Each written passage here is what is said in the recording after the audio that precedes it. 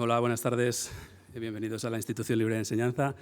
Muchas gracias por acompañarnos hoy aquí en el auditorio y también a quienes nos siguen desde casa, desde la página web edazdeplata.org y también en el canal de YouTube de la ILE.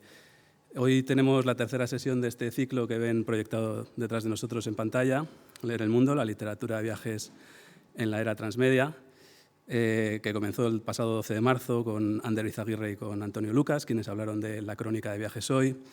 El pasado miércoles tuvimos a Paco Nadal y a Andoni Canela, que hablaron sobre cómo se han ido adaptando los cronistas de viaje a las nuevas tecnologías. Y hoy tenemos con nosotros nada más y nada menos que a María y a Alfonso, que se nos va, pero volverá. Tenemos con nosotros a María, como digo, a María Belmonte y Alfonso Armada, que van a hablar del viaje como aventura de conocimiento. El sentido que tiene hacer en esta casa un ciclo sobre viajes, se remonta al viaje que hizo Sanz del Río en 1843 a Alemania, donde entró en contacto con la literatura de Krause. Krause era un filósofo pues, bastante hermético en su momento, pero tuvo gran resonancia aquí, sobre todo a partir de la Institución Libre de Enseñanza. Hablaba, por ejemplo, de la igualdad entre hombres y mujeres, hablaba de los derechos de los animales, hablaba del derecho de la naturaleza a ser protegida, porque era un derecho que pertenecía a las generaciones venideras. O sea que la noción de ecología viene de Krause también, que como veremos eso es importante aquí. Y hablaba también de una protounión europea, hablaba de una federación de estados europeos en la que personas y conocimiento podían moverse libremente, ¿no? Precisamente esa libertad de conocimiento es lo que trajo a España la teoría de Darwin, la teoría de la evolución, y es lo que suscitó la segunda causa universitaria, ¿no? La teoría de Darwin se estaba explicando en las aulas, eso no hizo mucha gracia al gobierno de entonces, era un gobierno pues, eminentemente católico, y la teoría de Darwin, como sabéis, pues dice que el hombre viene del mono, entonces eso no gustó, apartaron a este profesor y una serie de profesores se solidarizaron con él, entre ellos Giner de los Ríos, Salmerón, Azcárate, y fueron expulsados también, y se vinieron a esta finca que estaba entonces en las afueras de Madrid. La compraron en 1884, la ILE se fundó en el 76, y bueno, la compraron sobre todo por el jardín que había, ¿no? Porque querían que los niños aprendieran jugando, aprendieran haciendo y aprendieran en contacto con el entorno. De ahí también vinieron enseguida las excursiones a la sierra. En los primeros años hay registradas el primer año como 22 excursiones, ¿no? Era algo como muy común. Y bueno, de ahí surgió también la excursión famosísima, que no sé si María conocerá. Hubo una excursión en 1883, que 2 días después de terminar el curso, pues varios alumnos y varios profesores se fueron hasta la sierra. En principio era un viaje de 15 días, pero al final se acabó complicando y se acabaron recorriendo toda la cornisa cantábrica a pie, algo que tiene que ver mucho con tu libro del que nos vas a hablar hoy. Acabaron llegando a Galicia, luego bajaron hasta Lisboa, total, que volvieron 2 días antes del curso siguiente, como 3 meses, ¿no? Ya hacían entonces anotaciones sobre humedad, temperatura, un poco al estilo von Humboldt. También la idea de paisaje surge de ellos, son los primeros que reflexionan sobre el paisaje, cómo el paisaje afecta a nuestra forma de relacionarnos, cómo también el hombre modifica el paisaje con sus obras.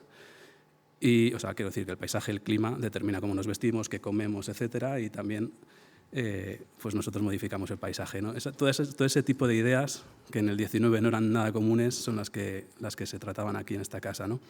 Y luego también está la idea de la educación, el viaje de la vida, ¿no? Giner, por ejemplo, daba clases desde primaria hasta doctorado y decían que nunca paramos de aprender, ¿no? Y que la vida es un viaje de aprendizaje. Desde que nacemos hasta que morimos nos estamos educando.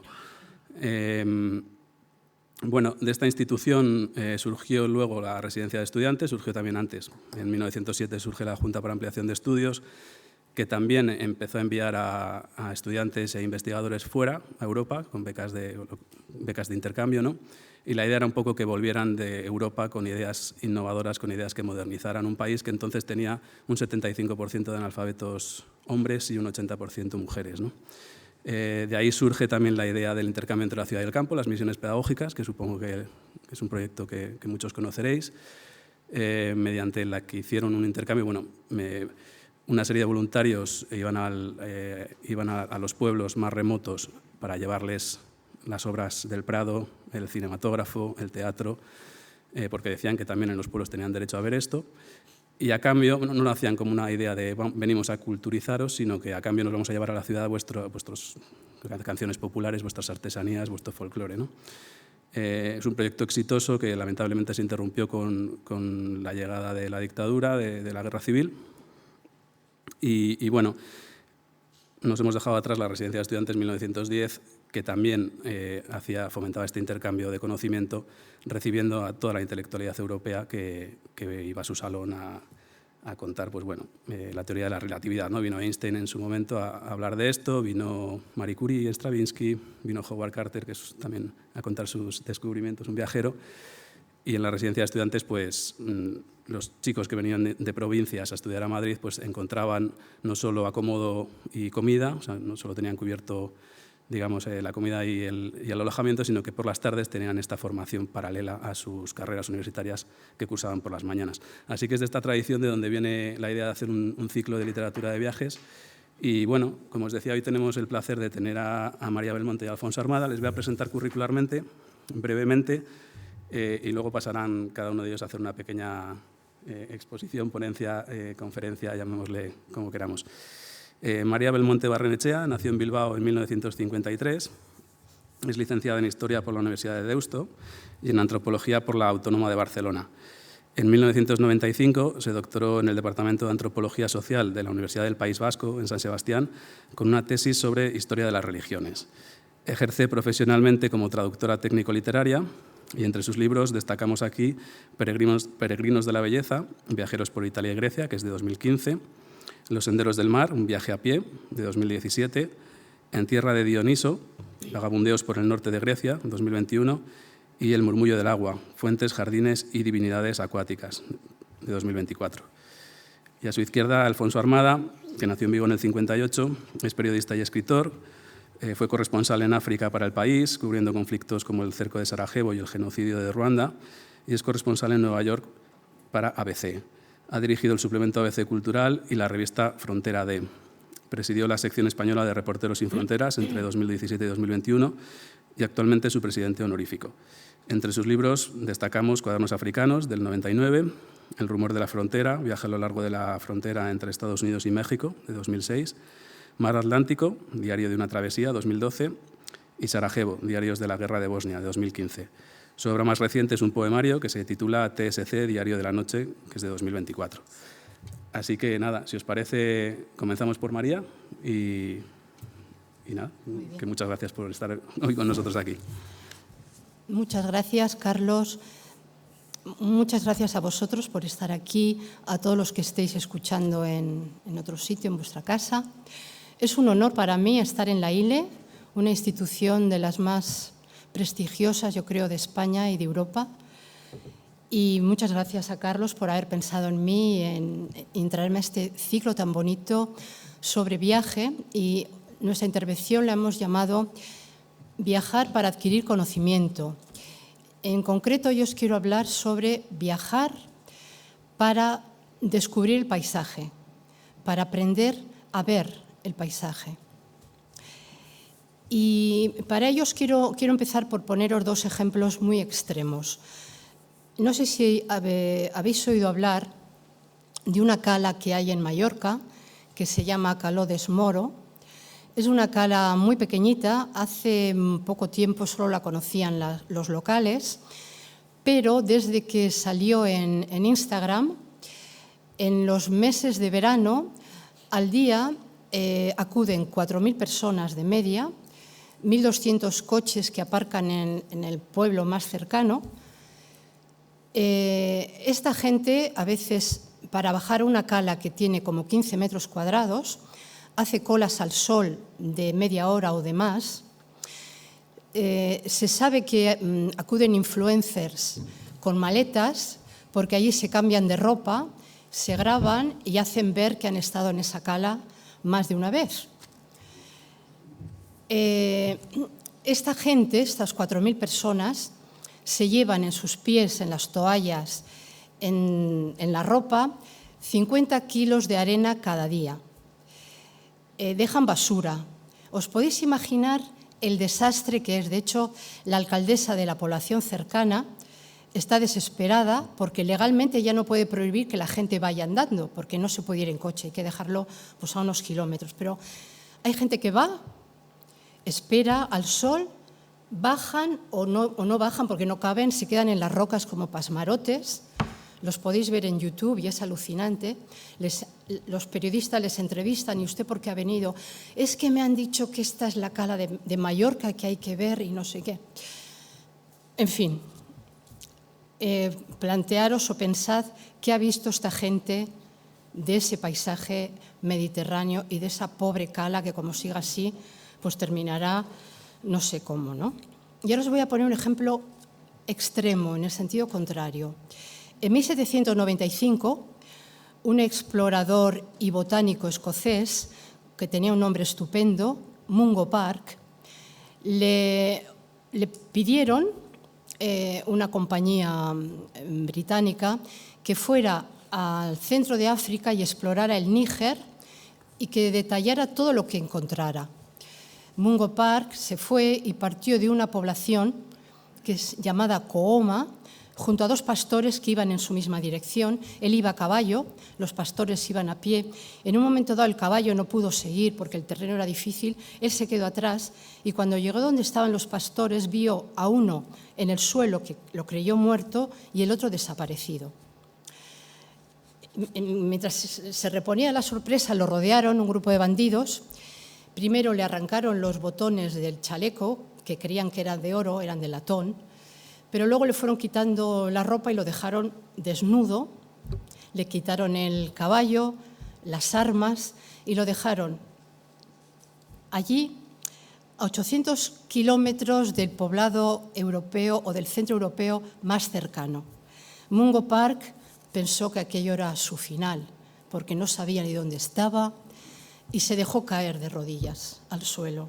Y al caer, de repente se fijó que había un musgo que había fructificado y su alma de botánico de repente se despertó.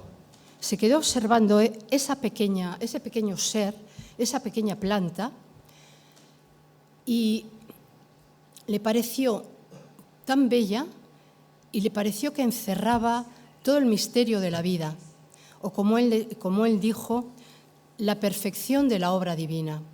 Y lo sabemos esto porque Mungo Park se puso en pie y así como estaba, llegó a algún lugar, hizo su exploración y escribió un libro que se titula algo así como Viaje por las regiones centrales de África. O sea, imaginaros, os quiero poner precisamente una cosa totalmente extrema, ¿no? Una persona que ante el musgo,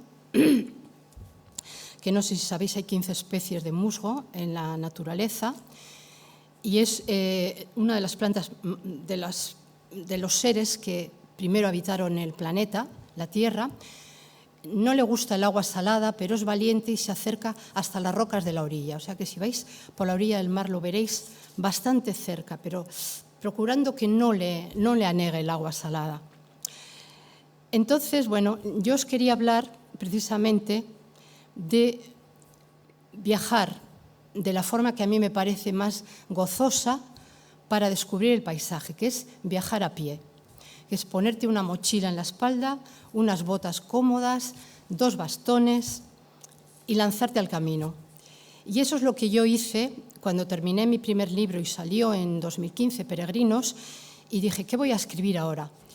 Y no lo sabía muy bien, pero un día un amigo nos invitó a cenar, a mi marido y a mí. Este amigo era editor y tenía una costumbre muy bonita. Cuando salías de su casa, junto a la puerta había una cesta llena de libros y te decía, antes de irte, mete la mano y llévate lo que quieras. Yo me agaché y sin mirar saqué un libro y era un libro que se llamaba... Era de Rachel Carson, una oceanógrafa norteamericana, y se llamaba The Edge of the Sea, la orilla del mar. lo leí y esa lectura se unió a una necesidad, a un deseo que me entró de volver a Biarritz. Yo había pasado veranos de pequeña en la costa vasco-francesa y de repente había algo en Biarritz que me llamaba. Y dije, pues mira, voy a volver a Biarritz, la orilla del mar, voy a tal, no sé qué. Y volví a Biarritz y al encuentro con aquella playa que siempre hay unas olas tremendas, donde yo me bañé tantas veces de adolescente, donde me compré mi primer bikini, donde tuve mi primer novio francés, en fin, era un lugar para mí muy querido. Y dije, ¿y si me pareció tan bello, había ese olor a salitre tan mágico? Y dije, si me recorro toda la costa vasca, voy desde Bayona, que es la frontera, con Aquitania, me parece, o con las Landas, y me voy hasta el extremo de Vizcaya, con Cantabria, a un lugar que se llama Cobarón. Y eso, me puse un día la mochila, salí y comencé mi viaje, pero antes de ir, pensé que me tenía que preparar, porque me di cuenta que yo no conocía nada de la costa vasca, aunque he nacido en Bilbao, y yo había ido a muchos pueblos, a Orio, a Zumaya, me había bañado, conocía a Guetaria, bueno, San Sebastián, lo conocía, había pasado temporadas en muchos pueblos, pero me di cuenta que yo no sabía qué era todo aquello que me aguardaba, que era una absoluta ignorante, porque yo me iba a codear durante el tiempo que iba a estar allí. Son como 150 y tantos kilómetros, se puede hacer tranquilamente en 15 días, de pueblo en pueblo, siempre duermes en un lugar, es relativamente cómodo, salvo 2 etapas así que son más duras. Y dije, pero yo no sé nada de lo que es esto. Entonces primero empecé a leer sobre el mar. ¿Qué es el mar? ¿Qué es el océano? Para empezar, ponemos nombres a los mares, pero no hay más que un solo océano en el planeta, que luego lo llamamos el mar de aquí, el mar de allá. Pero el mayor componente del océano es el agua. Yo tampoco sabía realmente qué es el agua. Y no sé si conocéis un poema muy bonito de D.H. Lawrence, el autor de El amante de Lady Chatterley, que se llama El tercer elemento. Y dice, el agua son 2 partes de hidrógeno y una de oxígeno. Pero hay un tercer elemento que la convierte en agua y ese nadie sabe lo que es.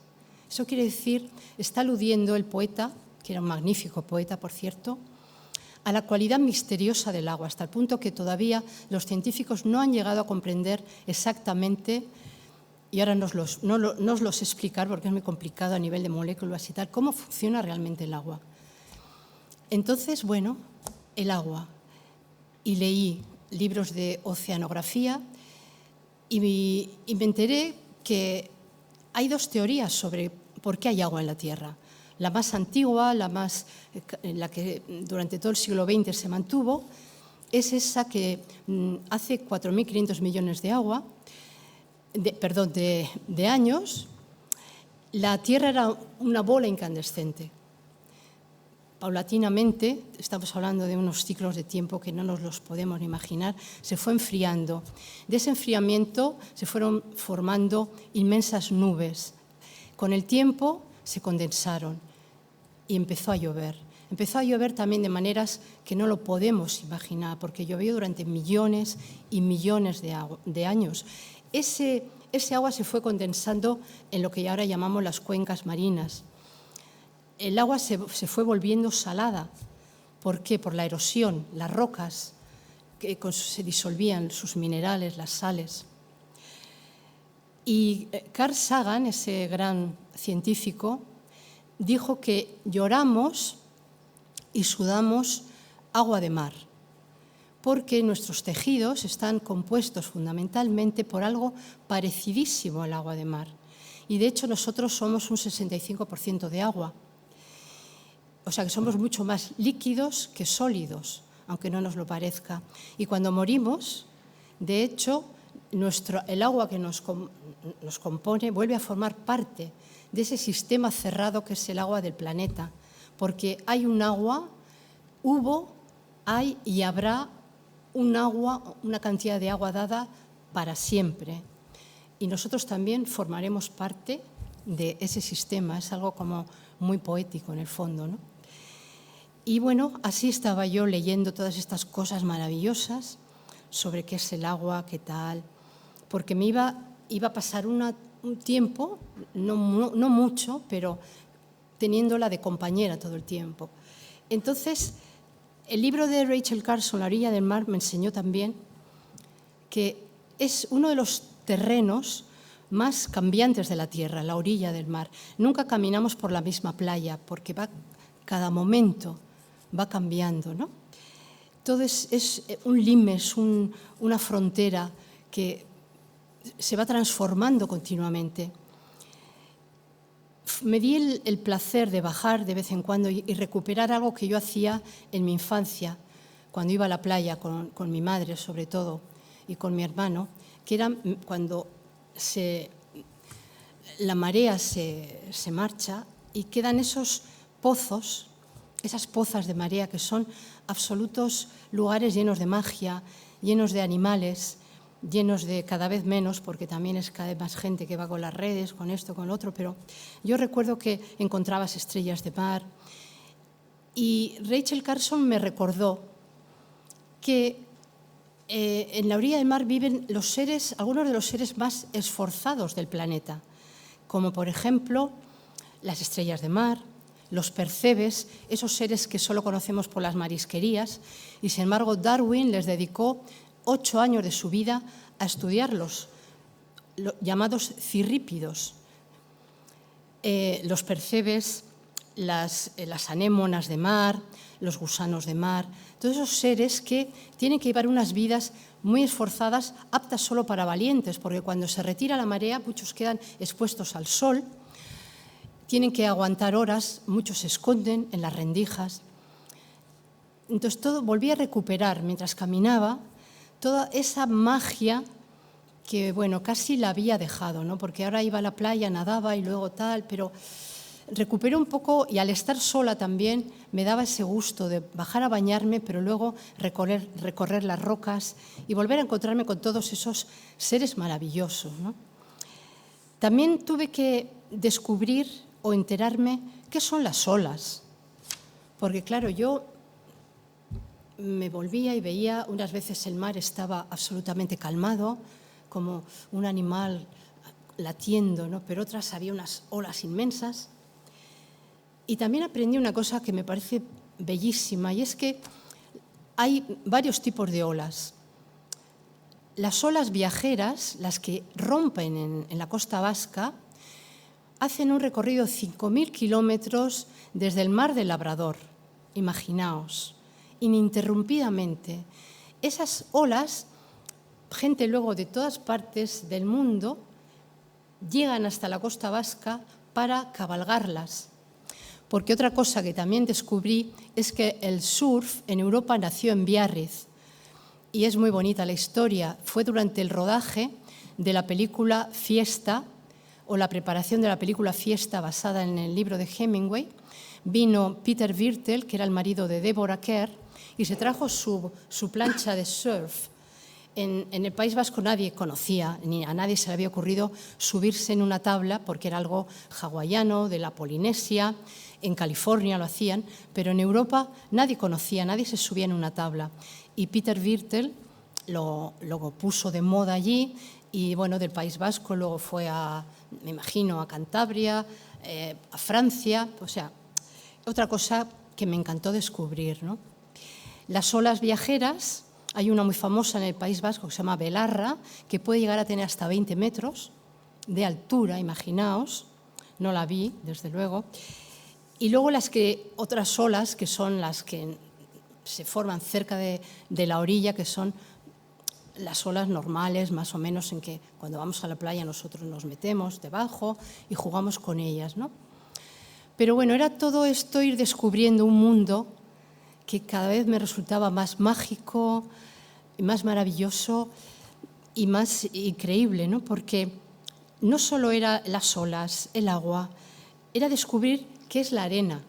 eso que vamos a la playa, eso que se llevan los influencers que van a esa cala. La arena es, según Rachel Carson, también algo mágico. ¿Por qué?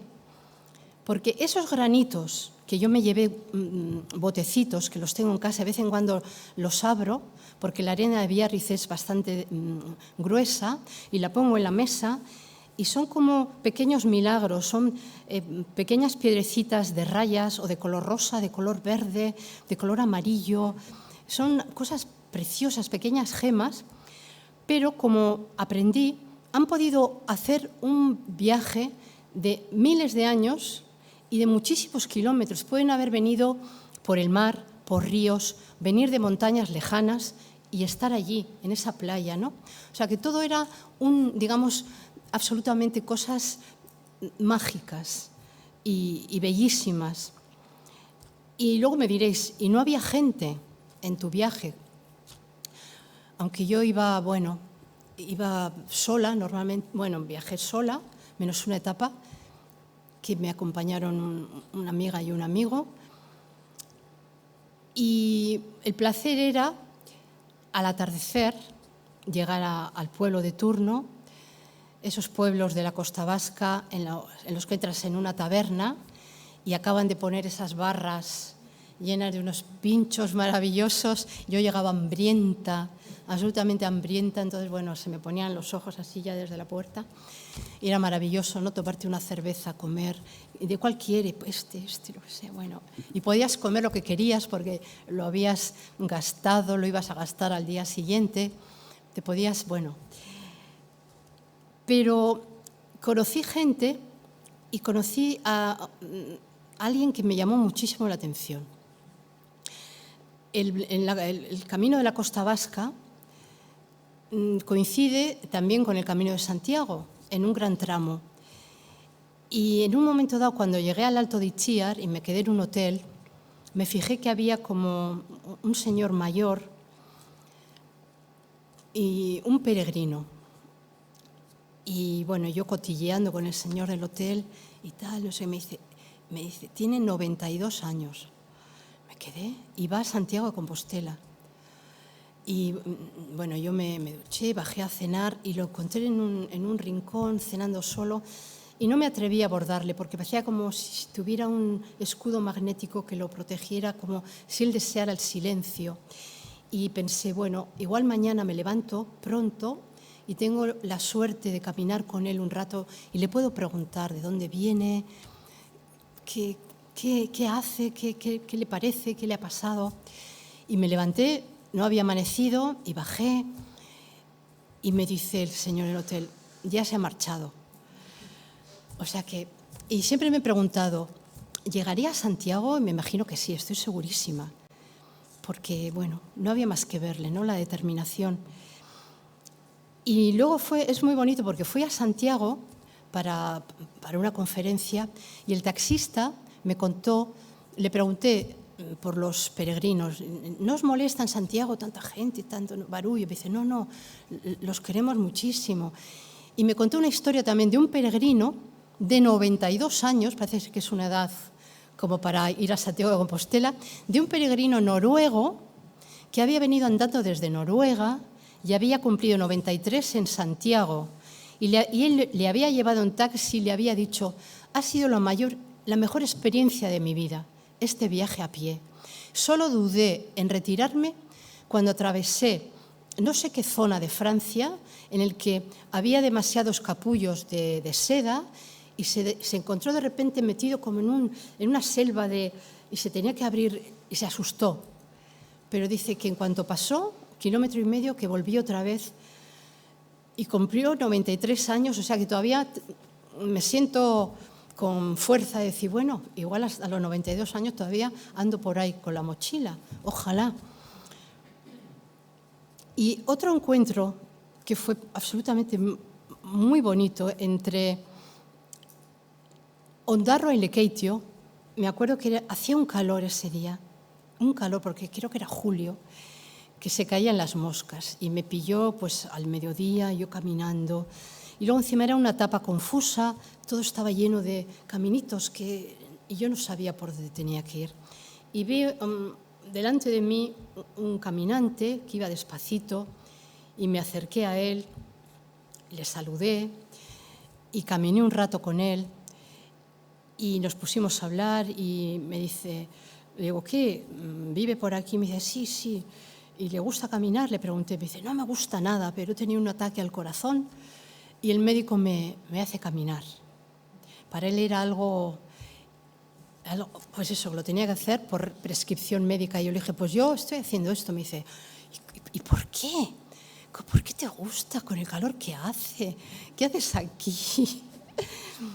Y yo luego lo pensé, porque en ese momento no supe qué decirle, porque yo estaba toda sudorosa, y realmente debía tener una pinta de decir, pero esta señora, ¿qué hace aquí? ¿No? Y luego ya me puso en el camino, porque conocía la zona, me dice, por aquí, baja por aquí y llegarás a Lekeitio. Efectivamente llegué a Lekeitio, me metí en el mar, me di un baño maravilloso, me quité todo el polvo del camino, cené. Y luego pensé, mientras cenaba, lo que le tenía que haber contestado a este señor, que era profesor de matemáticas. Le tenía que haber dicho que viajar a pie es algo que te reconcilia con la vida, porque al cabo de unos días de estar en el camino, ese run que llevamos, ¿no?, de nuestra vida cotidiana, esos problemas que vamos arrastrando, llega un momento que por arte de magia desaparecen y te deja de importar todo. Lo único que te importa es tú caminar, llegar, que no se te haga tarde, que no te pierdas, el hambre que tienes, la sed, si hace viento, si llueve, si el camino es fácil, si el camino es difícil. Lo único que te importa es lo más sencillo de la vida. Entonces, el viajar de esa manera te devuelve al puro placer de existir. Es lo que le tenía que haber dicho al profesor de matemáticas, porque recuperas el sabor del agua fresca, coger la cantimplora y echar un trago de agua y qué poco me queda, tengo que guardar, no sé qué. Sacar el pan que has comprado, el trozo de queso, eso no tiene precio, eso sabe mejor que si estuvieras en cualquier restaurante de estrellas Michelin. Entonces, eso es lo que le tendría que haber dicho, ¿no? Y porque cuando llegaba a los puertos, cada tarde, me estaba recibiendo ese olor mágico, que es ese olor a salitre, pero también olor a algas, olor a pescado, olor a las redes. Es un olor indescriptible que solo está allí, en esos puertos del mar Cantábrico y me imagino de Irlanda y de todos los mares de ese tipo, ¿no? Esos mares bravos. Eso es algo también que no tiene precio, ese cansancio, ese flotar simplemente, volver a ser otra vez un crío, el chapotear en los charcos, el nadar cuando te da la gana, comer cuando quieres, dormir, poner la cabeza en la almohada y quedarte, pero como un tronco, ¿no? Enterarte que los peces también duermen, que no lo sabía, y duermen pero con medio cerebro despierto y medio cerebro dormido, con lo cual también me parece algo conmovedor, ¿no? Que tienen que estar siempre un poco alertas. Todo eso es lo que le tendría que haber dicho a mi profesor de matemáticas, que el pobre estaba tan, no sé, realmente fue un poco lastimoso verle, pero espero que se haya recuperado, que esté mejor y que le haya cogido gusto al caminar, ¿no? Y yo creo que ya me estoy pasando de tiempo. Y para terminar, os quiero leer un pasaje del libro, es el pasaje final, porque aparte de todo esto que aprendí del paisaje, de aprender a ver hasta las cosas más minúsculas que me rodeaban, como lo del musgo, aprendí nombres de playas en euskera, preciosos, que yo me iba recitando mientras caminaba, porque son muy bonitos. Nombres de pueblos, nombres de peces, nombres de esto, nombres del otro. Pero os quiero decir la palabra más bonita que aprendí durante ese viaje. Terminé el viaje en Galicia, porque quería romper un poco con lo del País Vasco, la costa vasca y tal, porque la costa vasca, el Golfo de Vizcaya, todos esos son nombres que ponemos. Es un enorme golfo que termina en Galicia y en Bretaña. Entonces yo quise un poco trasladarme y me fui a Galicia y ahí estaba terminando mi viaje y dice, cayeron algunas gotas. La lluvia parecía inminente. Miré a lo lejos, al horizonte. El mar seguía latiendo como un enorme animal tranquilo. En el cielo se abrió un pequeño claro y unos rayos de sol iluminaron levemente su superficie. Durante mi viaje también había coleccionado palabras, nombres de olas, de playas, de rocas, de animales y de plantas. Pero en aquel momento recordé una que me había parecido muy especial. La había aprendido en el extraordinario libro de Barry López, Sueños árticos. Y desde entonces la llevo conmigo apuntada en una libreta, aunque ya la he aprendido de memoria. Se trata de la palabra Nuanarpook, que los inuit utilizan para expresar el asombro y la alegría por el hecho de estar vivo. Y no tengo noticia de que tenga un equivalente en ningún otro idioma. Cerré los ojos y repetí mentalmente Nuanarpook varias veces. Los volví a abrir. Había empezado a llover con fuerza. Mientras me alejaba para guarecerme en el coche, todo a mi alrededor me pareció profundamente extraño y hermoso. Nuanarpook. Muchas gracias. Muchas gracias.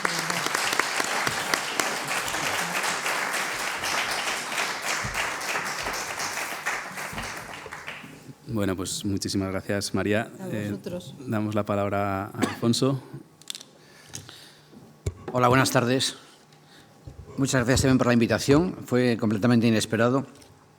Y de hecho, cuando me llamó Carlos para proponerme venir hoy a la ILE, hacía mucho no venía, desde que se hizo esta reforma no había estado, conocía el Jardín Antiguo, y me dijo que era para compartir mesa con María Belmonte. Dije, bueno, me sentí un poco abrumado, me dio un poco de miedo. Decía, María Belmonte.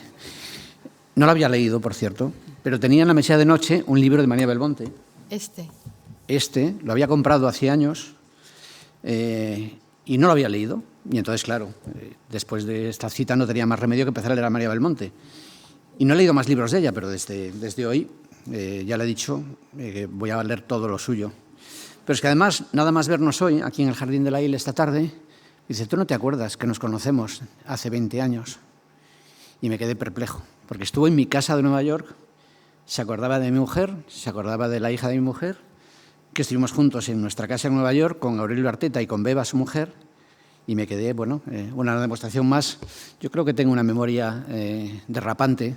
Rapantes, estos peces planos, creo que eso no sé cuánta memoria tienen los peces, pero estos peces creo que tienen poca memoria. Y yo me siento a veces identificado con los rapantes por la poca memoria que tengo como rapante. Pero bueno, me sentí muy emocionado y al mismo tiempo abrumado de tener que compartir mesa con María.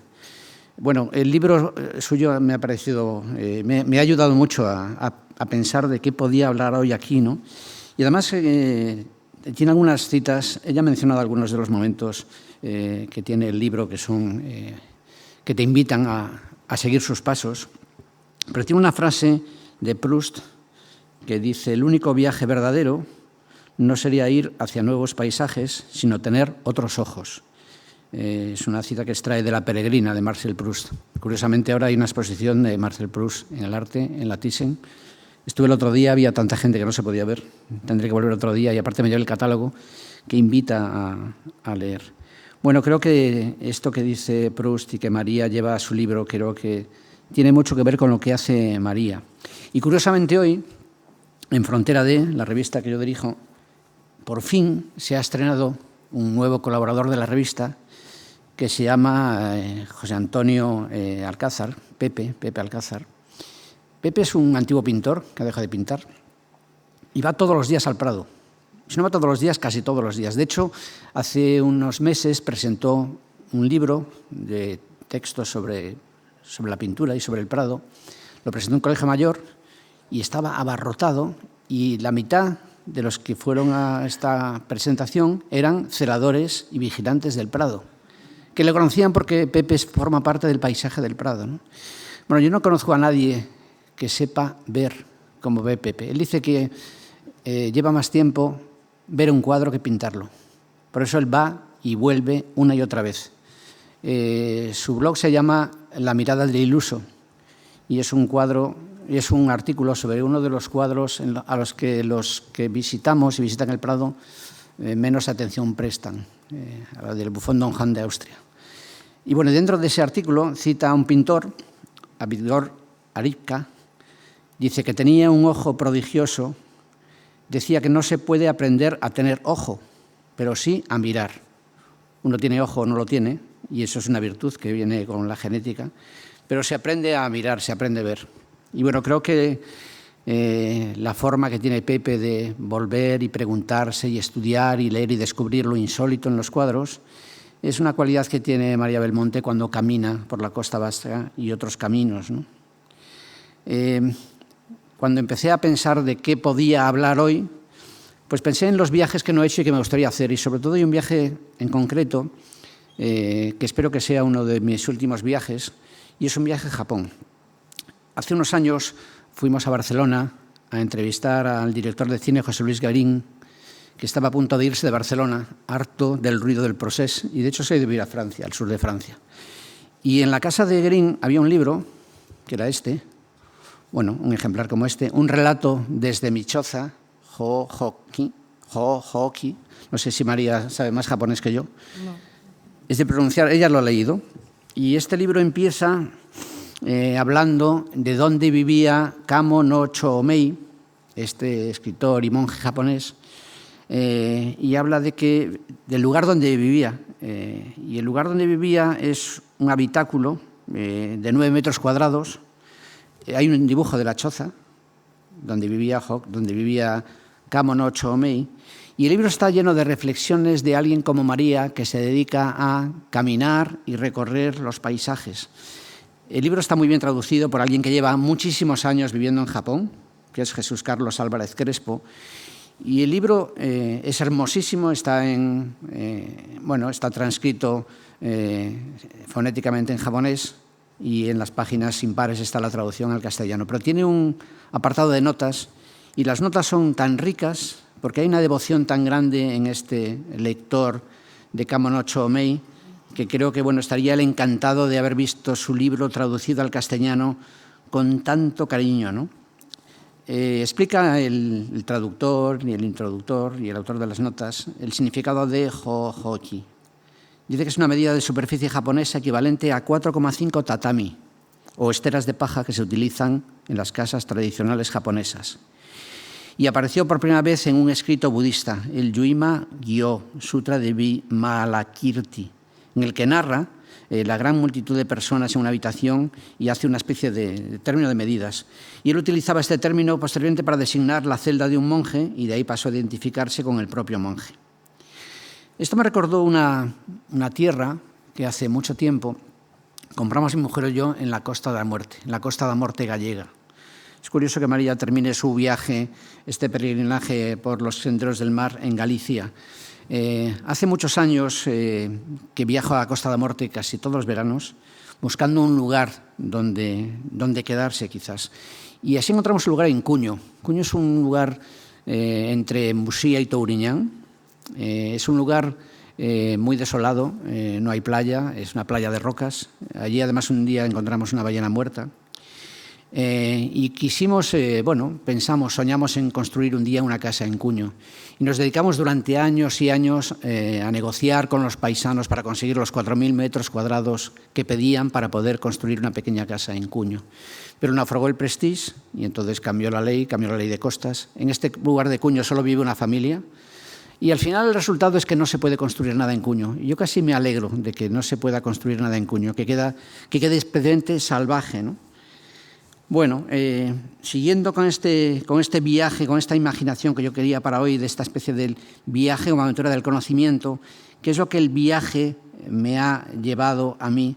Y cuando pienso precisamente en esta cabaña donde vivía Kamo no Choomei, en estos 9 metros cuadrados donde vivió, Pienso que al final, cuando pensamos en construir una casa en la que podamos vivir, quizá deberíamos preguntarnos si necesitamos más metros cuadrados para guarecernos de la intemperie y para vivir una vida. Uno de los episodios más hermosos de este libro está dedicado al cuco, que para los japoneses tiene un valor poético muy especial. Chomei le dedica mucho tiempo al cuco, a la presencia del cuco, y explica el traductor, Jesús Carlos Álvarez, que en Japón hay 4 tipos de cucos. En esta ocasión, Chomei utiliza las palabras Hototogisu, cuyo nombre científico es Cuculus poliocephalus, y es el preferido de los poetas japoneses, también llamado Tokiwadori e Imosedori. Se dice de este cuco que deposita los huevos en el nido del Uguisu, o ruiseñor de Japón. Otra forma de referirse al cuco en japonés es Sidi no Taosa, donde side puede significar partida, en especial el Side no Yama, el monte de la partida, por el cual, según la tradición budista, deben pasar todas las almas. Por eso se tenía la creencia de que el cuco hacía de guía a los hombres que pasaban por dicho monte, o sea, por el camino que sigue a la muerte.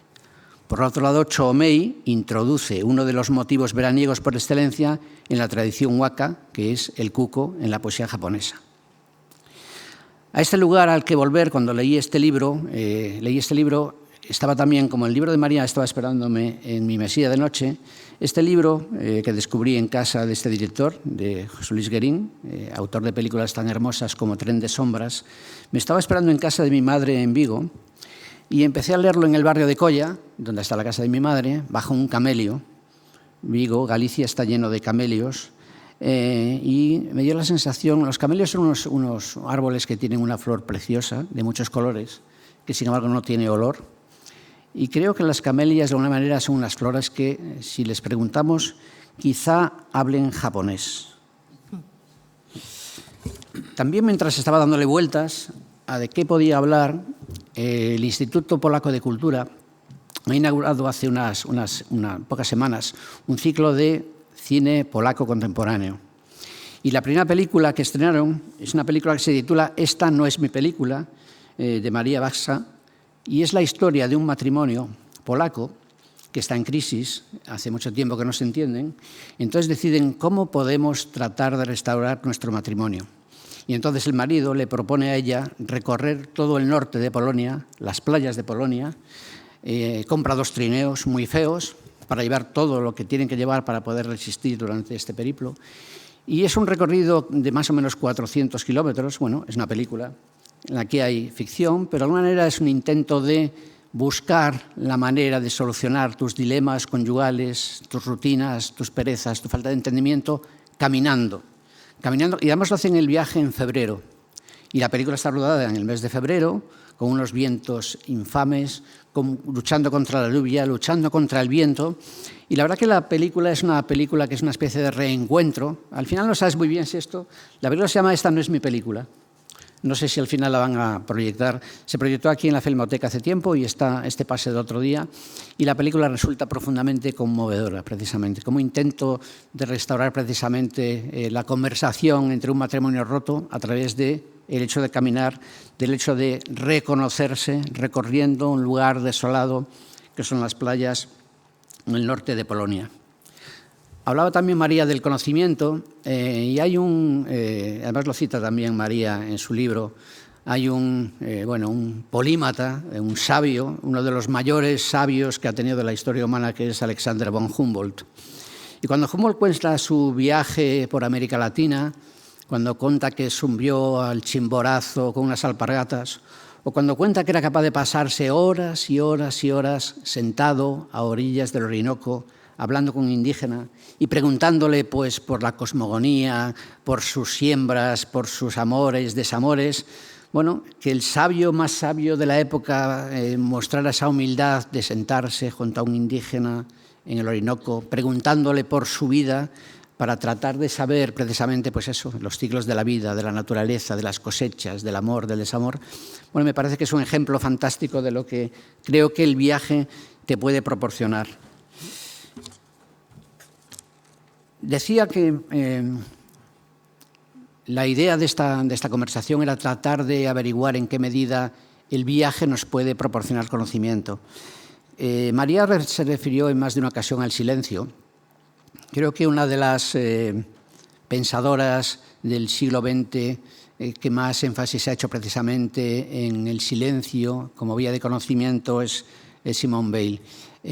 Y habla también, en uno de sus libros, Simone Weil, de un lugar que para ella fue una revelación y tiene que ver muy bien con algo que decía María de la arena de la playa y de la presencia del mar.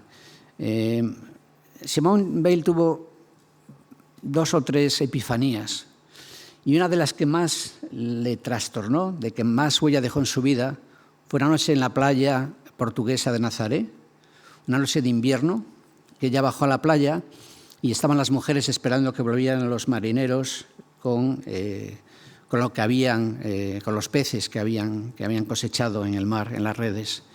Ella cuenta que estaban cantando las mujeres una canción mientras tiraban de las redes para llevar la pesca a la orilla, ¿no? Y en ese momento tuvo una relación como una especie de como si estuviera reviviendo una etapa del Galileo, pescando en el mar de Galilea, ¿no? Y es curioso cómo esta presencia de Nazaret, que para los que venimos de la tradición cristiana tiene tanta potencia, para Simone Weil esta imagen bíblica de la noche de Nazaret en medio del viento y la lluvia y esta pesca casi milagrosa le dejó una huella indeleble. Ella dice que la atención que uno presta durante la oración es quizá la forma como más limpia, más pura.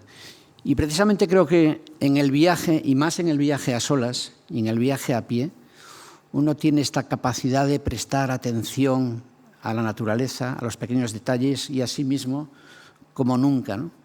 Yo hace mucho tiempo que tomé la decisión de dejar de viajar en avión por muchos motivos. Los más evidentes por el maltrato al que nos someten en los aeropuertos, con estos arcos voltaicos en que examinan hasta tu alma. Después el maltrato dentro de los aviones, que cada vez son más incómodos y además no te dan casi ni un vaso de agua. Y después también por la contaminación en sí de los aviones, pero sobre todo por algo que va contra la propia naturaleza del viaje y del conocimiento, por la velocidad. Porque los viajes en avión no es un viaje, es una especie como de acto casi mágico, ¿no? Subes en un lugar y apareces en otro. Y creo que una de las mejores cosas del viaje y lo que te permite conocer y conocerte es el tiempo que inviertes mientras te desplazas de un lugar a otro, ¿no? Mientras caminas. Después de casi 7 años viviendo en Nueva York, quisimos volver de la forma más lenta posible. Y entonces, bueno, primero hicimos un viaje a través de la frontera entre México y Estados Unidos, que nos llevó un mes. Este viaje fue un viaje en coche, era complicado hacer este recorrido andando o por otros medios. Pero después de ese viaje cogimos un tren en Nueva York, fuimos bordeando el río Hudson hasta Montreal, y en Montreal nos subimos un carguero de bandera canadiense con tripulación india, eran todos indios. Muchos tenían nombres portugueses porque habían nacido en Goa, pero no hablaban portugués. Eran católicos, hindúes católicos, indios católicos. Tenían nombres portugueses y eran de Goa. Y no hablaban una palabra de portugués y hablaban inglés y hindi, por supuesto, ¿no? Y este viaje duró 7 días, un viaje entre Montreal y Amberes, porque era una forma de volver a Europa después de casi 7 años, donde nos conocimos María y yo lo había olvidado, y fue una forma de recuperar un poco la densidad, la inmensidad, la distancia, tratar de medir el océano, de sentir la profundidad del océano. Y fue un viaje, creo que también de reconocimiento del silencio y del paisaje. Y en este viaje me acompañó algo que también tiene mucho que ver con el libro de María y lo que esperamos de los libros, y es el conocimiento a través de la lectura. Yo me leí casi todos los libros de Sebald viajando de regreso de Estados Unidos a Europa. Creo que una de las mejores formas de ver y de entender es a través de la propia experiencia, del camino, de recorrer paso a paso, de la forma más lenta posible, prestando atención y después leyendo sobre lo que vas a ver. El libro de María está lleno de recomendaciones, de lecturas, que te ayudan a ver más.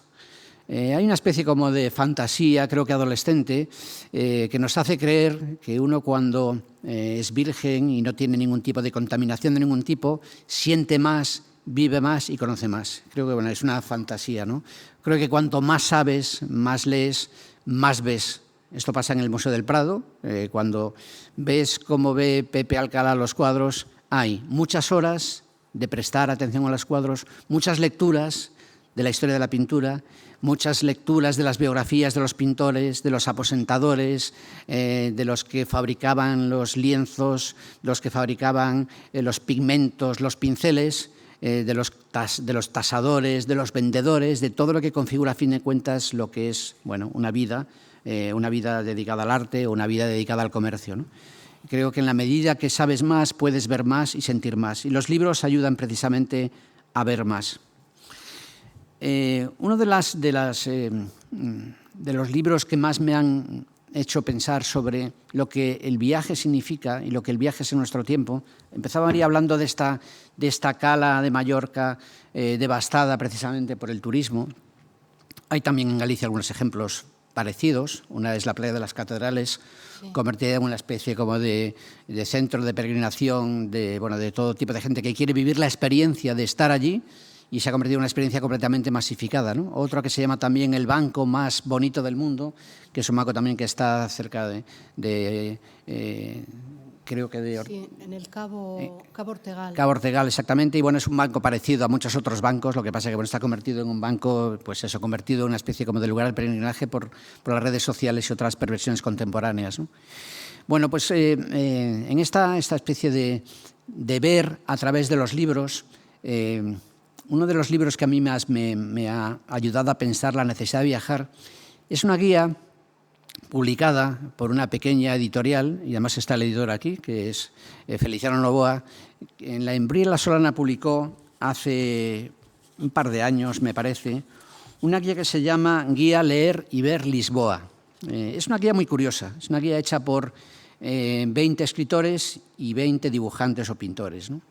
Y entonces el libro se publicó primero en Portugal y ahora después se publicó traducido en España en la Embril La Solana. Y me pidieron que escribiera una reseña del libro para un periódico portugués que se llama Jornal de Letras, Artes y Ideas. Y el libro es un libro muy curioso porque parece una antiguía. Es un libro que en vez de repetir todos los lugares comunes de todas las guías que te dicen lo que debes ver, es una guía de lugares de Lisboa donde no pasa nada o donde casi no hay monumentos. Es verdad que están algunos de los sitios portugueses, pero es una especie de antiguía, ¿no? Y pensando sobre este libro, pensé en la necesidad, o quizás en una especie de autoconvencimiento, de dejar de viajar, o de viajar menos. Hemos convertido el viaje en parte de las costumbres contemporáneas, ¿no? Y bueno, y echamos pestes del turismo que acaba haciendo que todos los lugares se parezcan, ¿no? Y Lisboa, que es una ciudad que hemos querido tanto, es una también que se ha convertido en una ciudad también degradada por el turismo. Aquí también habría que tener cuidado un poco con esta especie de actitud un poco narcisista, y creo que era Juan Villoro, que alguna vez criticó esta especie de actitud un poco señoritinga, de los que se quejan de que los lugares que formaban parte de nuestro imaginario se han convertido en lugares devastados por el turismo, ¿no? Pero es una especie de postura un poco clasista y despectiva, ¿no? Es como cuando se le reprocha a los chinos que también quieran comer filetes, ¿no? Después de que nosotros nos sabemos harto de comer filetes, ahora que coman filetes nos parece, en fin, porque claro, tiene un coste tremendo para el futuro de la humanidad, ¿no? Pero bueno, ¿con qué derecho nosotros podemos decirle a los chinos que coman menos filetes cuando nosotros hemos comido tantas vacas y cerdos a lo largo de nuestra vida, ¿no? Con el turismo también. El turismo se ha democratizado y cuando pensamos, no, aquellos viajes maravillosos, cuando uno llegaba a la terminal de la Túa y las mujeres iban vestidas de forma impecable y los hombres también, se fumaba a bordo, te daban un cóctel. Bueno, es una imagen mitificada por el cine y por otras artes, pero demuestra una visión ciertamente elitista de la vida, ¿no? Y cuando uno añora los viajes a aquella Lisboa de los años 70, 80, todavía bajo la dictadura o acabándose la dictadura, una ciudad llena de misterio, pero también llena de orines y llena de miseria, llena de pobreza, pues está también convirtiendo la propia miseria en una especie de fascinación un poco cínica y un poco perversa, ¿no? Entonces, bueno, en esta crítica del turismo tenemos que darnos cuenta de hasta qué punto estamos poniéndonos en una actitud un poco estupenda, ¿no? Pero dicho esto, creo que al final, ¿qué necesidad tenemos de viajar tanto y tan rápido y para qué? Creo que podríamos intentar viajar de otra manera, más silenciosa, menos dura y menos costosa para el suelo, para las playas, para el aire, para los mares. Por eso esta Vía de Portugal, en el artículo que hice yo para el Jornal de Letras, proponía utilizar esta vía para no viajar. Es decir, los libros te permiten hacer viajes mucho más profundos, mucho más intensos, mucho más reveladores, a veces que el propio viaje. Es decir, es verdad que el viaje, y sobre todo el viaje lento, el viaje a pie y el viaje a solas, es muy importante también, esto decía María. Yo he viajado mucho acompañado y a solas, y ves cosas distintas cuando viajas acompañado. Depende también con quién viajes, ¿no? Si viajas con un fotógrafo, a veces el fotógrafo ve cosas que tú no ves. Yo soy periodista y entonces yo veo de otra manera, creo que veo a través de las palabras. Cuando viajas con un fotógrafo o con un pintor, ves de otra manera, ¿no? Creo que el viajar a pie es un poco como dibujar. Esta especie de elogio que hacía John Berger del dibujo como la mejor forma de conocimiento, porque te permite ver y volver a ver, borrar y volver a borrar y volver a ver, porque necesitas sobre todo tiempo. Creo que el viaje verdadero tiene que ver con el tiempo. El tiempo que invertimos en preparar el viaje, en leer sobre el viaje, en viajar y en estar. Voy a ir acabando. Otro de los libros que me vinieron a la cabeza mientras preparaba esta no conferencia, esta especie de conversación con María, fue un diario de un invierno en Tokio. Bueno, decía antes que quería dejar de viajar, pero sigo pensando en un último viaje que me gustaría hacer, o un penúltimo viaje, y es a Japón, donde nunca he estado. María me decía antes que ella estuvo 15 días, pero que no se enteró de casi nada, porque para Japón hay que dedicar mucho tiempo de preparación para poder ver, ¿no? Puedes leer mucho a Basho, por ejemplo. Me gustaría recorrer, por ejemplo, la senda de Basho, de este poeta japonés de haikus. Y este pequeño librito de un escritor argentino que se llama Matías Serra Bradford, Diario de un invierno en Tokio, está lleno de pequeñas notas, de pequeñas acotaciones de alguien que presta mucha atención a los pequeños detalles del viaje. Dice, por ejemplo, ¿no invita a Tokio en sus líneas, sus instrumentos, más a dibujar que a fotografiar? ¿Acaso el camino intermedio sean fotos de dibujos encontrados, inintencionados? Afilo 2 lápices Mitsubishi para oler en su punta madera de Hokkaido. Afilar para oler, dibujar Japón, no fotografiarlo, lo que antes decía de John Berger sobre el dibujo, o lo que decía Simone Weil de la atención, ¿no? Escribir menos, ver más, o hacer como si volviéramos a leer ese libro que creo que te descubre Japón como pocos libros, que es El elogio de la sombra de Tanizaki, ¿no? Es un libro muy breve, muy intenso, y creo que este librito Diario de un invierno en Tokio tiene mucho precisamente de esta mirada de Tanizaki. Dice también Matías Serra Bradford, sin nubes, ¿cuántas menos carreras de fotógrafo habrían existido? Bueno, es una forma también de pararse a ver las nubes, ese fenómeno que nos asombra. Es curioso cuando las pocas veces que he vuelto a ir en avión, estás junto a la ventanilla y ves un paisaje de nubes asombroso y ves que prácticamente todo el pasaje está, pues eso, viendo pantallas o durmiendo, o, bueno, algunos leyendo. Y pasa últimamente en los trenes también, ¿no? En los trenes, cuando uno se mete en los trenes, esos trenes tan rápidos, que a mí también me da mucha pereza porque son demasiado rápidos, van demasiado deprisas, creo que no. Estos viajes que son tan rápidos, creo que... ¿Por qué vamos tan rápido si al final la muerte nos espera, ¿no? Pues te asombra. El otro día fui a Jerez de la Frontera en tren y a las 7 de la mañana estaba prácticamente todo el vagón enfrascado viendo los móviles de forma febril a las 7 de la mañana. ¿Qué pasaba antes de no tener móviles? ¿Qué hacíamos a esas horas, no? Pensábamos que habíamos soñado, estábamos hojeando el periódico, traíamos un libro, empezábamos a leer, observábamos alrededor a los otros pasajeros. Ahora estamos todos ensimismados en este no ver que los móviles no nos permiten ver. Bueno, hablaba de este viaje a Japón que me gustaría hacer. he llegado a un pacto todavía no escrito con mi mujer. Ella quiere ir en avión porque no está dispuesta a tomarse el tiempo que necesitas para ir a Japón en un barco, en un carguero es complicado, todavía no sé cómo hacerlo. Pero he pensado en ir a Japón en tren. Creo que la opción sería coger el Transiberiano y llegar hasta Vladivostok o Javarovsk y allí coger un ferry y después cruzar a Japón. Bueno, creo que es la opción que vamos a intentar. Yo saldré con bastante antelación y después quedaré con ella en Japón, ella irá en avión y yo en tren. Porque creo que el tiempo que me llevará recorrer, lo que pasa es que viajar por Rusia ahora mismo está complicado y las cosas parece que van a empeorar de aquí a los próximos meses o años, ¿no? Pero bueno, pero puede ser interesante recorrer Rusia ahora bajo la dictadura de Putin en el Transiberiano, ¿no? Puede dar un libro si uno consigue sobrevivir al viaje. Tienes un libro fantástico. Bueno, y voy a acabar con un poema. Una de las formas también de viajar que a mí me gusta más es por carreteras secundarias y una de las propuestas que hicimos al diario ABC fue hacer un viaje por toda España por carreteras secundarias, que es una forma también más lenta de viajar, ¿no? Porque ves cosas que no... Lo que pasa en las autopistas es que te aíslan del paisaje, igual que el tren de alta velocidad. Es una especie de cápsula de tiempo que te mete en un túnel y apareces en otro lugar dispuesto ya a dedicarte a las vacaciones de forma entusiasta para agotar ese tiempo y, bueno, y acercar la muerte más deprisa, ¿no? Y entonces, en este viaje que hicimos por carreteras secundarias, cada noche escribía un poema y fruto de eso fue un libro que se llama La vida es una carretera secundaria, que creo que tiene mucho que ver con Los senderos del mar, un viaje a pie de María. Esto es algo que ocurrió en San Genadio, que es un lugar perdido en León, que nos recomendó un amigo hacker, que dijo, tenéis que ir a San Genadio. Fue muy complicado porque San Genadio no estaba ni en los mapas. Google se volvía loco cuando buscaba San Genadio. Llegamos por una carretera muy secundaria. Y allí llegamos. Si viviera en Peñalba de Santiago, me pasaría tardes enteras en las nubes. Dedicaría noches y días a las montañas. No cazaría.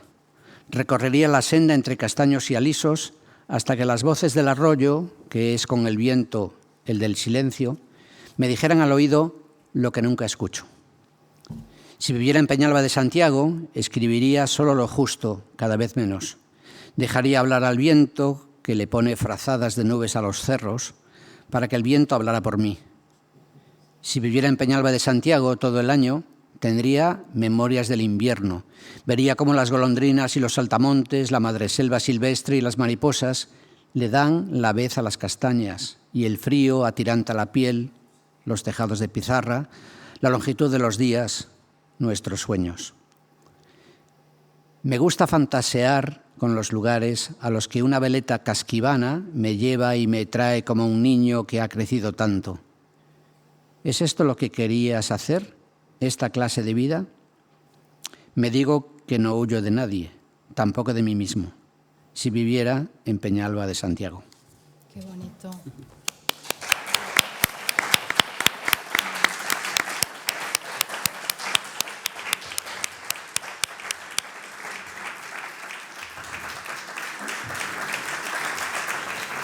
Yo que te quería comentar, Alfonso, eso de las carreteras secundarias, que hay un libro que ya lo conocerás maravilloso, que es Desvío a Santiago, de Kies Noteboom. Quiere ir a Santiago, pero nunca llega porque primero tiene que ver San Genario o tiene que ver sitios remotos. Es maravilloso y al final llega.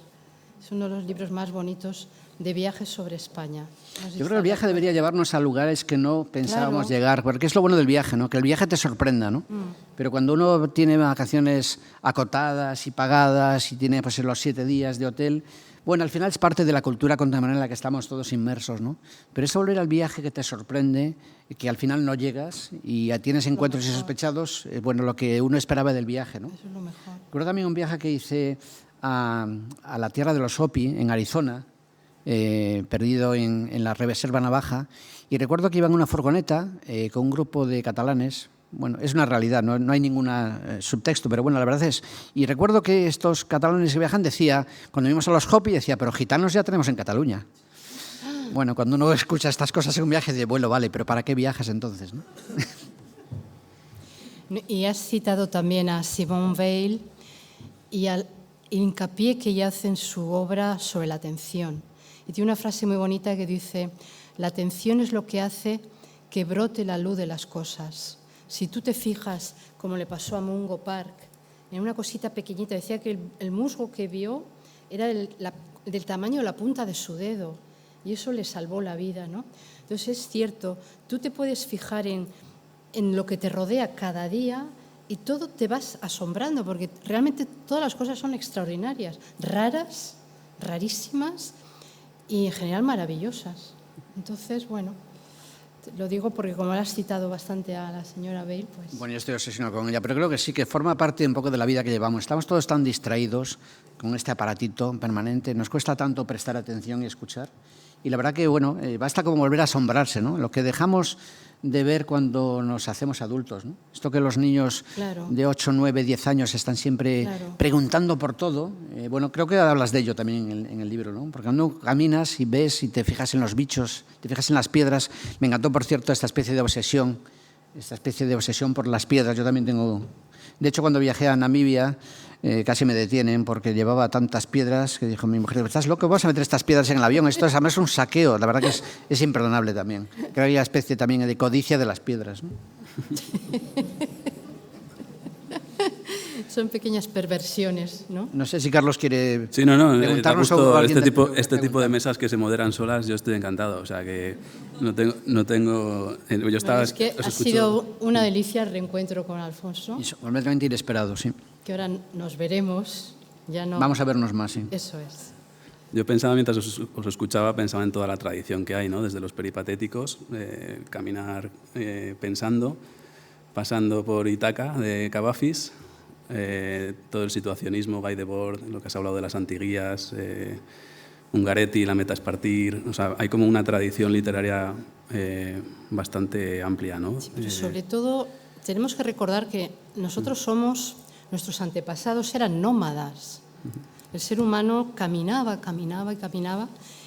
y Bruce Chatwin, uno de los autores que más he leído durante una época y que era un enorme caminante, y de hecho le he seguido los pasos de algún viaje por Grecia. Él decía que el cuerpo humano está hecho para caminar, como hacían nuestros antepasados nómadas, y que todas las desgracias de los humanos provienen del hecho de habernos vuelto sedentarios, haber dejado ese tipo de vida de pequeños grupos, iban de un lado para otro, tal. Pero ya cuando nos asentamos, empezamos a hacer ciudades, a acercarlas, esto es mío, la cosa se empezó a complicar y ahí estamos, cada vez más complicada. Bueno, detrás de eso está todo un pensamiento político, ¿no? En cuentas es la propiedad privada, ¿no? El progreso. Bueno, tampoco vas a renegar de ello, ¿no? Pero es verdad que las consecuencias precisamente de asentarse, acotar dónde pongo la frontera, dónde puedo cultivar o impido que las reses o los caballos pasen, con lo cual la lucha eterna entre los nómadas, entre los nómadas y los sedentarios. Bueno, ahora mismo muchas de las guerras africanas contemporáneas están también motivadas por la lucha por los recursos, ¿no? Hay menos agua, con lo cual los que necesitan agua para poder mantener sus factorías y para vivir, pues chocan con los recursos acuíferos para los animales y para el propio campo, ¿no? O las fronteras que levantamos para impedir que la gente se pueda mover, ¿no? Exacto. Y eso se dice que las guerras del futuro serán por el agua, ¿no? Cada vez más escasa el agua que se pueda beber. En fin.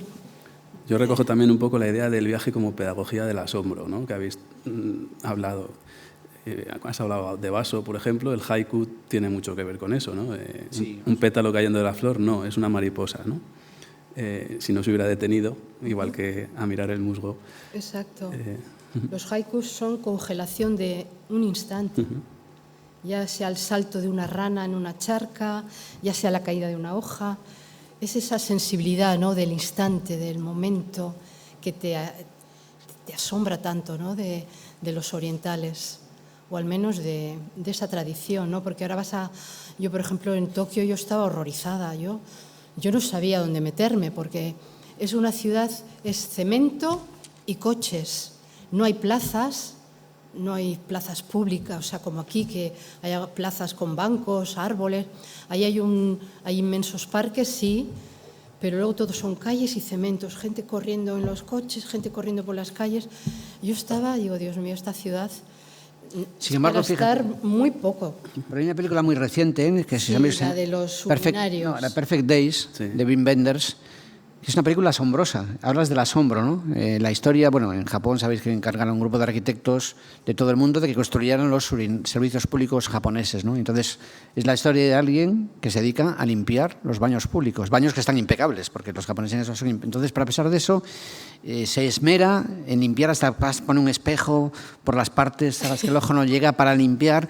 Y es un hombre, además, que tiene una vida completamente analógica, que tiene un coche viejo, utiliza casetes, lee libros que consigue en una librería de segunda mano, hace fotografías analógicas que revela en una tienda de fotografía en blanco y negro, y de repente es recuperar el sentido del tiempo en una ciudad como tan acelerada como Tokio. Yo eso creo que es un sueño de Wim Wenders. Eso en Tokio, o sea, si los urinarios esos públicos te da hasta miedo meterte porque dices, ¿cómo voy a salir? Igual te quedas allí porque tienes para que dar siempre. tantos botones y luego te cierras. Digo, Dios mío, ¿qué hago yo aquí? No puedo, voy a tener que gritar. O sea, que es un mundo absolutamente distinto. Y luego ellos también, aparte que no hablas el idioma, es muy impenetrable. Yo lo pasé bastante regulín, porque yo no sabía qué hacer en Tokio, nos marchamos, tuvimos la suerte que un amigo fotógrafo japonés nos llevó a una cabaña que tenía en los Alpes japoneses y nevaba, no podíamos salir de la cabaña y fue muy divertido porque su mujer, Yukiko, nos veía tan así, las comidas que nos hacía, pues todas eran cosas un poco raras, perolos con cosas azules, cosas rosas, cosas... Y yo que soy un poco rarita para comer, y la pobre ya dice, os voy a hacer una tortilla de patatas. Y nos hizo la tortilla de patatas más alucinante que he comido en mi vida, porque la llenó de ajo, en vez de cebolla. Vaya. Y era como una piedra, o sea, podías... Pero me supo a gloria, o sea, yo creo que me la comí entera, en lugar de comer esas cosas rosas y azules, ¿no? Entonces es un mundo que le tendrías que dedicar... Yo tengo un amigo que ha sido embajador en Tokio, ha estado 4 años, y me dice que en 4 años que no se enteró de nada. Y era embajador, porque dice que la vida social es tan distinta. Tú, aunque seas embajador, no puedes coger un teléfono y decirle a tu secretaria, ponme con fulanito de tal. Puf, tienes que hacer una serie de pasos para comunicarte entre altas instancias. Dice, que en 4 años no hizo ni un amigo. Dice, vuelvo ahora a Japón, no tengo a nadie a quien visitar. O sea, es un mundo rarito. Quizás sea tan fascinante porque es tan distinto de nosotros. Es una especie como de espacio extraterrestre dentro de la Tierra. Sí, pero vas a Kioto y fue mi mayor decepción, por lo que hablábamos de la invasión. Yo tenía la idea de que, bueno, Kioto es muy turística, pero entras en un templo, que yo iba a ver sobre todo templos, por una cosa que quiero escribir. Y digo, los templos serán reductos de paz. Entras y todos zapatos de los turistas, porque tienes que ir descalzo. Y luego busca tus zapatos en aquel mar de zapatos. Y luego se supone que son lugares zen, en los que te tienes que sentar y contemplar el vacío, porque son lugares que no hay más que piedra y rocas y musgo. Es el vacío. Están hechos para que te vacíes tú mismo. Pues era imposible, porque aquí era un trasiego de gente, de zapatos, de esto que... Yo iba un poco de decepción en decepción y claro, 17 horas de vuelo para luego no saber qué hacer contigo mismo. Por eso mejor ir en tren o en barco. Yo ya lo tuyo, porque además atravesar Rusia ya me parece terrible. Que ya tienes ahí, vamos. Es curioso porque en la pandemia, con este silencio que se instaló en las ciudades, cuando aquí en Madrid el Parque del Retiro se cerró y uno veía cómo la hierba crecía de forma feliz y los pájaros volvieron a sonar, todos decíamos, bueno, después de la pandemia vamos a aprender a vivir de otra manera, a viajar menos, a respetar más el silencio. Hemos vuelto a las andadas de forma casi más eufórica, brutal, ¿no? Más brutal. Pero quizás la propuesta sería eso, viajar menos o viajar de otra manera, viajar más despacio, gastar menos, pero bueno, va un poco contra el sentido del tiempo, ¿no? Pero es una especie de apelación cuando dices, además hay tantas noticias que te hacen sentir que la vida que antes no tenía mucho sentido ahora tiene menos sentido porque es más peligrosa.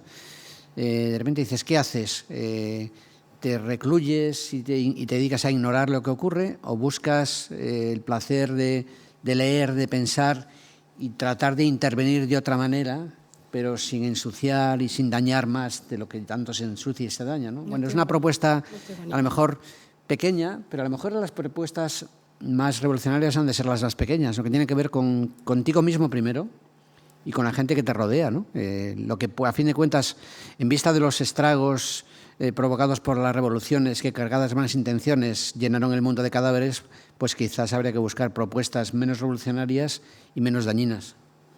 No tengo ni idea. Está todo tan complicado y da un poco de... Es muy inquietante. Bueno, pero estos libros ayudan. Estos libros ayudan un poco a que la vida se ralentice, a que pensemos más. Creo que estos libros ayudan a que la vida sea un poco mejor. Sí, yo creo que me he puesto a escribir libros por ir a ciertos lugares que normalmente tampoco son lugares que están atiborrados de gente. Y sí, pero yo pienso seguir yendo a lugares, no, lo siento mucho. No, si no digo es que uno deje de caminar o de viajar, pero bueno. No sé cuál es la alternativa, pero por ejemplo en este invierno pasado estuve en Ravenna para ver, que no lo había visto, ¿no? El mundo bizantino en Italia, los mosaicos y tal. No había nadie. Hacía un frío que pelaba, o sea, un frío que se te congelaba la nariz. Pero era maravilloso ver aquello, San Apolinar en clase, San Vitale. O sea, que todavía hay lugares y según cuando vayas también. Claro. No sé, es que todo es ir sorteando, ¿no? Si vas en pleno agosto, pues no, pero no sé qué decir, la verdad. ¿Os parece que demos paso sí, por favor. Al público, por si quieren preguntar alguna cosa? Que nos contéis cosas de...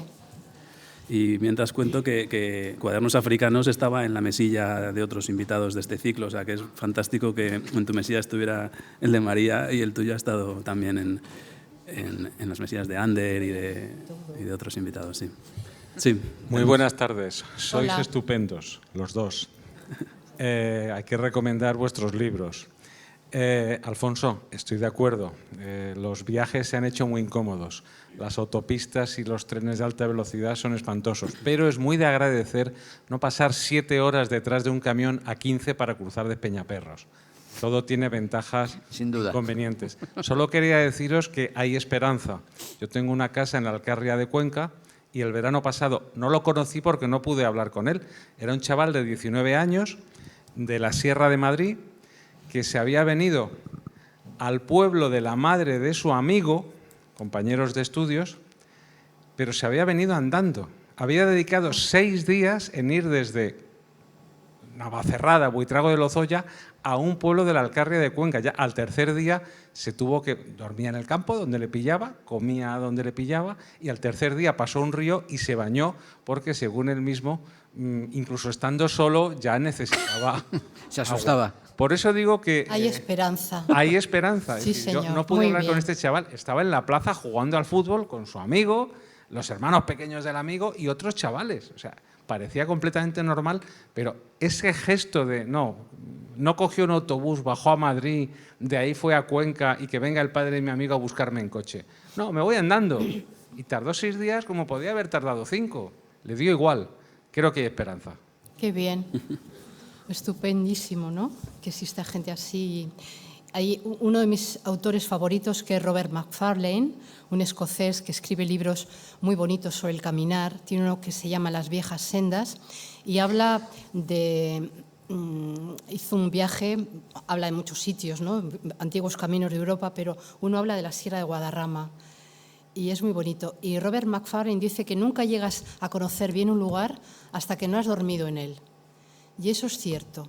Ese chico que tú cuentas, esas noches al raso, yo recuerdo haber hecho viajes que hacíamos dedo, el camión nos dejaba en un no sé qué y nos metíamos en un campo cercano, nos tumbábamos y pasábamos la noche viendo las estrellas, comiendo lo poco que tendríamos. Y para mí eso era la pura felicidad, pero absoluta felicidad.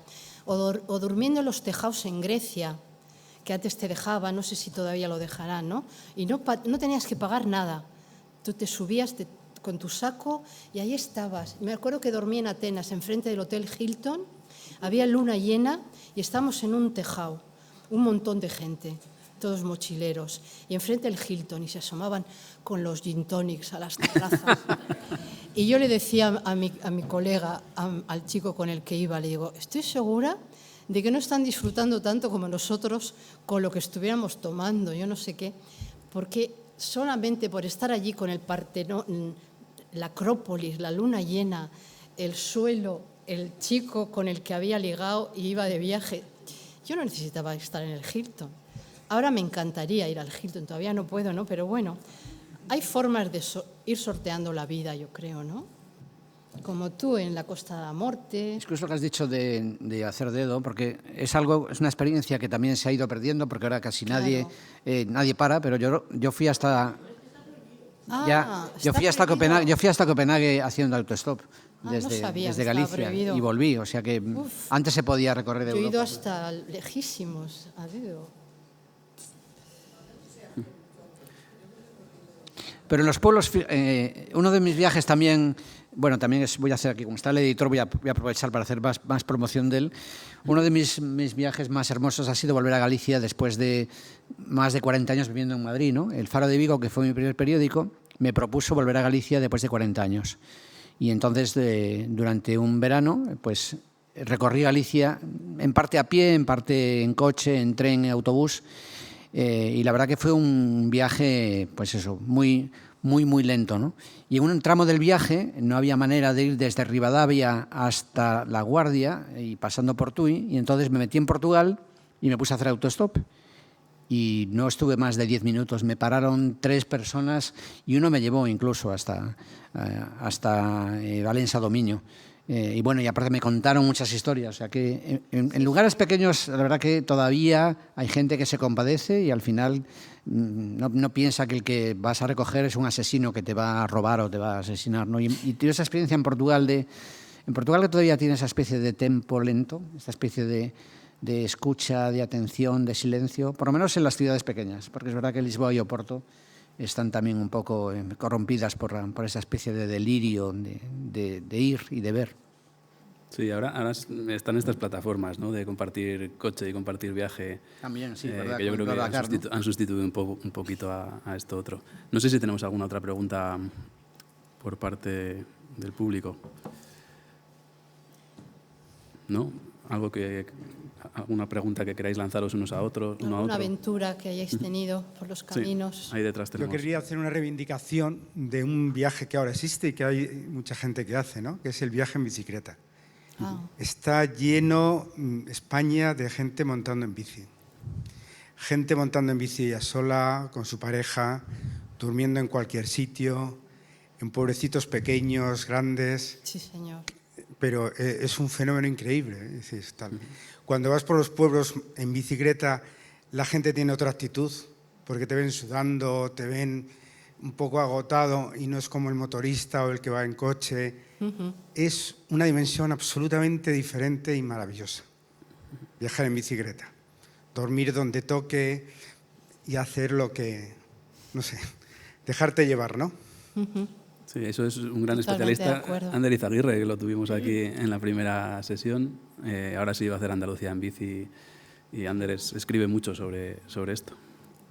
Bueno, creo que es la escala del viaje, ¿no?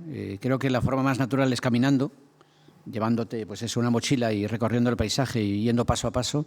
Y la bicicleta es como el siguiente paso, ¿no? También es no herir el paisaje, el ritmo que tú lo imprimes con el propio pedaleo, ¿no?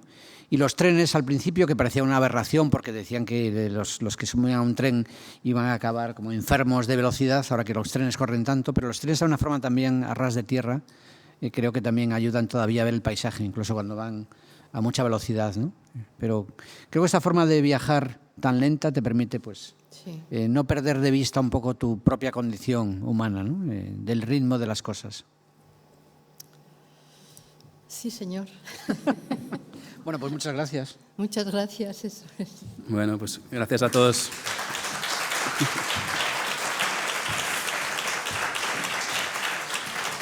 Sí, simplemente quería añadir nada más que el 9 de abril ya damos por finalizado el ciclo. Tendremos una sesión también bien interesante con Maite Carrasco y Ana Suriñans, que hablarán sobre las reporteras en zona de conflicto, que es otra forma también de viajar y que, bueno, estáis súper invitados. Así que, nada, gracias. Qué bien. Espera, que le voy a...